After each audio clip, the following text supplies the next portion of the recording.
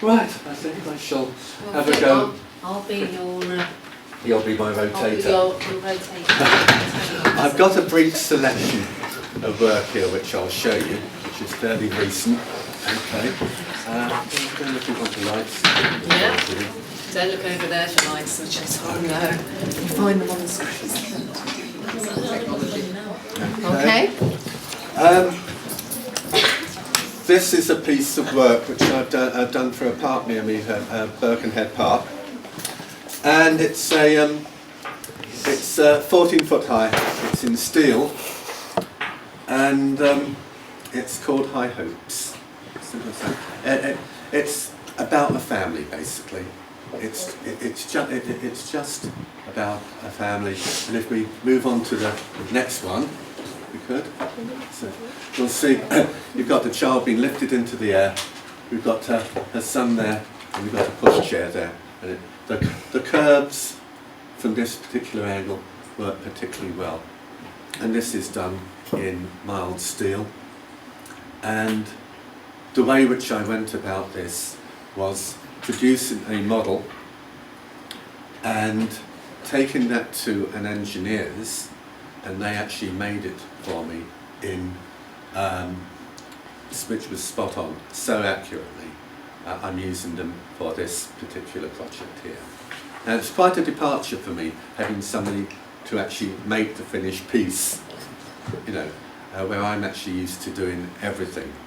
But because of the scale of it, this was a much more economical and much more sensible thing to do. And they did an excellent job of it.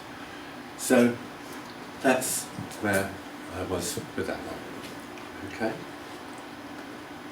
This one is a bronze, which is a very traditional piece, a memorial piece, which is over at a place called Hoylake by a lifeboat station.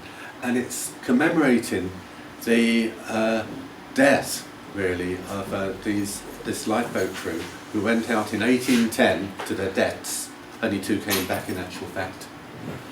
And they didn't have any life jackets in those days. They had a boat and the clothes that they were wearing. It was a fishing village. And this was the result of it. And this is an image of a fisherman still in his frock coat and whatever. 1810, remember, Napoleonic Wars, just the end of it. They didn't have any special, these were fishermen, so they just had like early, Georgian clothing. And he's on the prow of the boat just as it's sinking, and he's holding this oar just before it's going down. So it's not that clear, this. I'm just going to try and lighten it a bit, actually, for you. Yeah, if it's possible. Yeah. Turn it a little bit.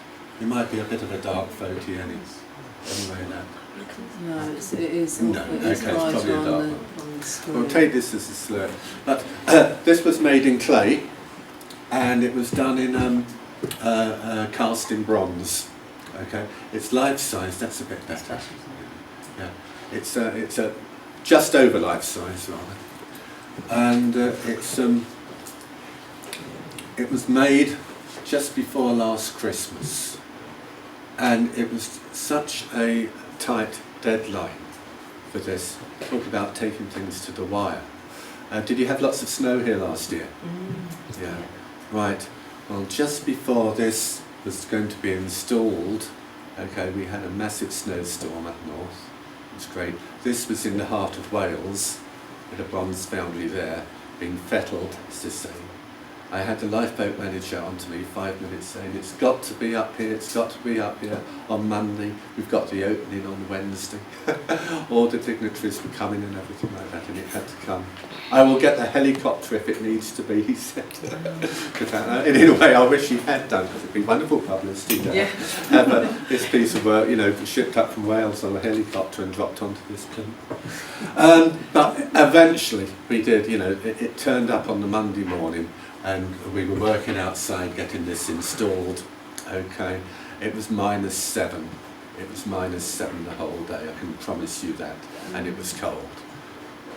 This is what sculptors do sometimes. You have to do a bit of everything. Yeah.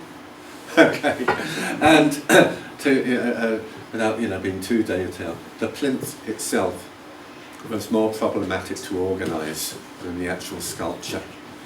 because the plinth, they turned around, they wanted something so exact, which was totally out of my remit. I won't bore you about this, but I had to get a specialist in, and they had to do it totally spot on. And that was done in the nick of time too. So anyway, little tales that you can go. Okay, that's the front of it, as you can see. That's all frozen, by the way. That's the sea, and it is frozen. Believe me. It's a very different colour from that side, isn't it? The light. It is. It's the light on it. It's bronze, and it's got the most beautiful green now. When bronze is in the air, and it's particularly by the sea, it goes a lovely black and green. I'm very pleased with it. Okay. Face. Fantastic marks. It's it's a personal thing. One of my favourite sculptors of all time, really, on a traditional vein, is Rodin, Augustus Rodin, and he pushed sculpture at that time to quite some extremes. Okay, he did figures. He did a famous one called the Burghers of Calais. Well worth looking at. And he actually, the thing I enjoy about clay. And I keep meaning to tell myself, because I work in all different mediums, that I must go back to clay. I must go back to clay. Because I love the actual robustness that you can achieve with your thumbprints on it. I'm not over keen on anything too fine and smooth. That's not me. But I love the roughness. I love the it's a bit like looking at an impressionist painting, really, for me. It's a very painterly way of working, where you can actually use a trowel on the clay to get a form. And what happens is, when you've actually made this in clay, the mould maker comes along, or you can do the mould yourself, and you get an exact image of this done in moulds. Then they fill those moulds with wax, and then they pour the bronze in. It's a little bit more complicated than that, but that's the actual. So you do get an exact replica of this.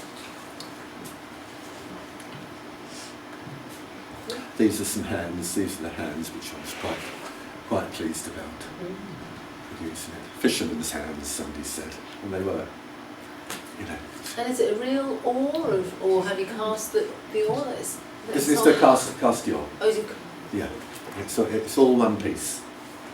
And was cast as one piece? It was cast as one piece, yeah. Yeah, it's very clever the way they do it. I went down to the foundry, Castle Fine Arts there. It's in Oswestry. And it's amazing that how they once they've made the wax cast, which is green, it's like a big bar of green soap.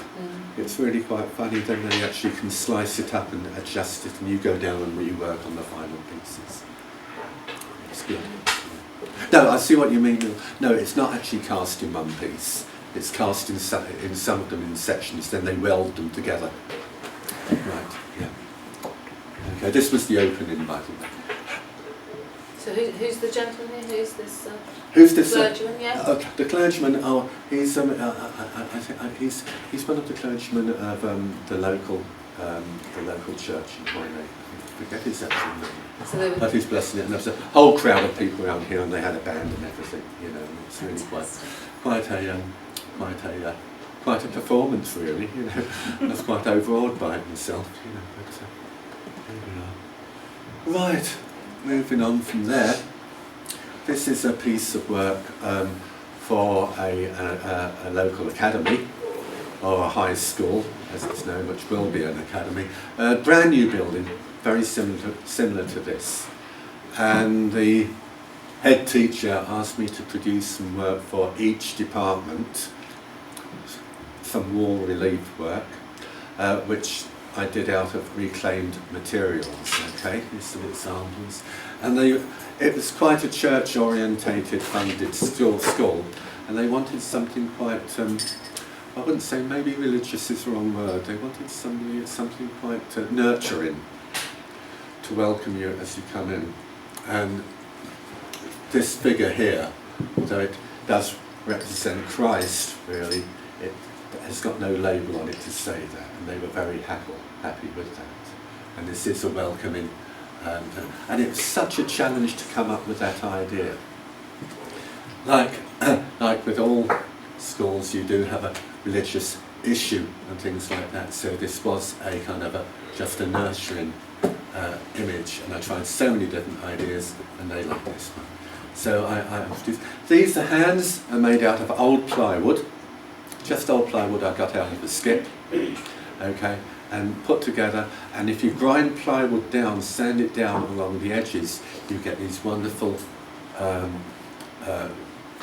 effects of wrinkles and lines when wood stains it. Very good thing to try out. Okay.